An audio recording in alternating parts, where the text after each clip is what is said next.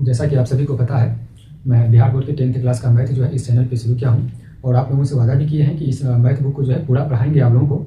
और आप लोग जो है इसको कंटिन्यू मतलब देखते रहिए और अपने दोस्तों के साथ भी शेयर कीजिए और पूरे मैथ बुक को पढ़ाने का प्रयास करूँगा, ये मेरा वादा है आप लोगों से।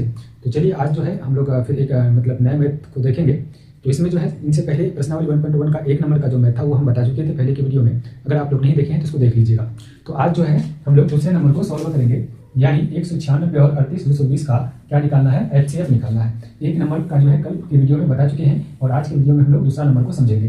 तो सबसे पहले जो है 196 और 38,220 का एचसीएफ निकालेंगे। तो यहाँ पे सबसे पहले हम लोग लिखेंगे कि यहाँ पे जो है बड़ा कौन है, 38,220 क्या है, बड़ा है। 38,220 बड़ा है तो इस प्रकार का चिन्ह देंगे। उसके बाद जो है 196 लिखेंगे। उसके बाद क्या लिखेंगे, 196, है ना। तो अब इस तरह से लिखने के बाद जो है क्वेश्चन में कह रहा था यूक्लिड विभाजन एल्गोरिथम का प्रयोग कीजिए।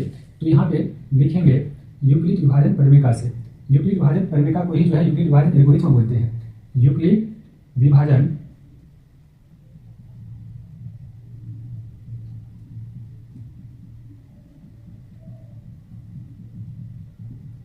इतना लिखने के बाद अब हम लोग क्या करेंगे, रफ करेंगे।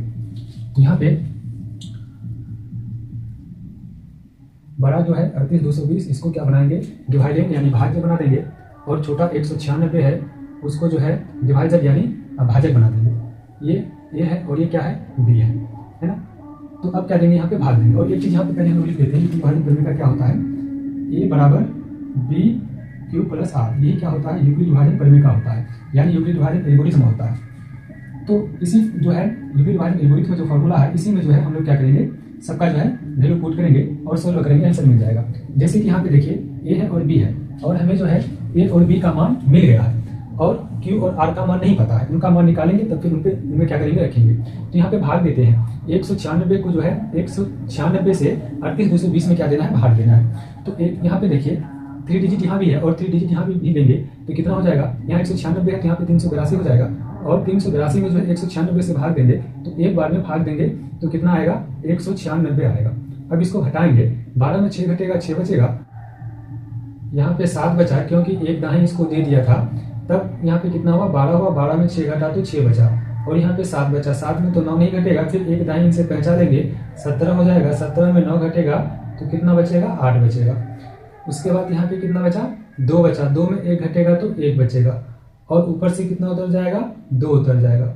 तो अब यहाँ पे फिर क्या लगाएंगे, भाग लगाएंगे। फिर भाग लगाएंगे तो अब जो है कितने बार में लगाएंगे, 9 बार में लगाएंगे। तो जब 196 को 9 बार से भाग लगाएंगे तो कितना होगा, यहाँ पे हम लोग गुना करके भी देख सकते हैं। और यहाँ पे जो है हमें पता था कि 9 बार में भाग लगाएंगे इसलिए हम डायरेक्ट 9 दे दिए। अगर क्वेश्चन अलग होगा तो फिर एग्जाम में अगर क्वेश्चन अलग भी आ सकता है तो वहाँ पे आप लोग ध्यान दीजिएगा।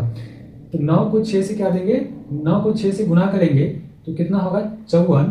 और हासिल कितना बचा, 5। फिर क्या करेंगे, 9 को 9 से गुना करेंगे तो 81 होगा।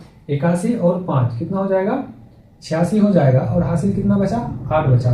फिर क्या करेंगे, 9 को 1 से गुना करेंगे तो 9 1 कम 9 और 9 8 कितना हो जाएगा, 17 हो जाएगा। तो यहाँ पे 17 लिख देंगे। यानी ये समझिए कि 196 को हम लोग 9 से गुना किए तो 17 64 आया।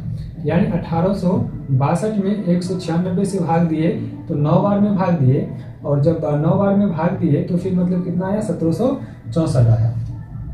अब यहाँ पे क्या करेंगे, घटाएंगे। तो 12 में 4 घटेगा तो 8 बचेगा और यहाँ पे 6 में 6 नहीं, अभी एक दाहिनी तो इसको दे दिया था, 12 हो गया। और यहाँ पे कितना बचा, 5 बचा। तो 5 में से 6 घटेगा नहीं, फिर एक दाहिनी देना होगा। 15 में 6 घटेगा तो कितना बचेगा, 9 बचेगा। अब यहाँ पे कितना बचा, एक दाहिनी इसको दे दिया था, 7 बचा। 7 में जो है 7 घटेगा तो 0, यानी कितना हो गया, यहाँ पे 98 हो गया। अब ऊपर से कितना घटाएंगे, ऊपर से कितना उतारेंगे, 0 उतारेंगे। अब इस 0 को यहाँ से हम लोग क्या कर देते हैं, हटा देते हैं। अब जो है कितने, अब 980 में 196 से भाग देंगे तो 5 बार में देंगे। तो अब गुना कर देंगे 196 को 5 से तो कितना हो जाएगा, 6 पंचे 30 का 0 और 9 बचे 45 3 48 हो जाएगा। और फिर 5 को 1 से गुना करेंगे तो 5 कम 5 5 4 कितना हो जाएगा, 9। यानी ये मेरा कितना आ गया, कट गया, यानी 0। तो ये ए था, ये बी हो गया और ये ए हो गया और ये क्या हो गया, ये क्यू हो गया।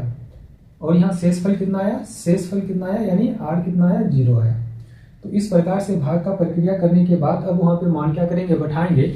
जो बड़ा था यहाँ पे, जो बड़ा था उसको a माने और जो छोटा था उसको b मान लिए, यानी a मेरा भाज्य हो गया, डिवाइडेंड हो गया, और b भाजक हो गया यानी डिवाइजर हो गया, और कोसेंट मेरा कितना निकला 195 और शेषफल क्या निकला, 0 निकला। अब वहाँ पे क्या करेंगे, मान को बैठाते हैं।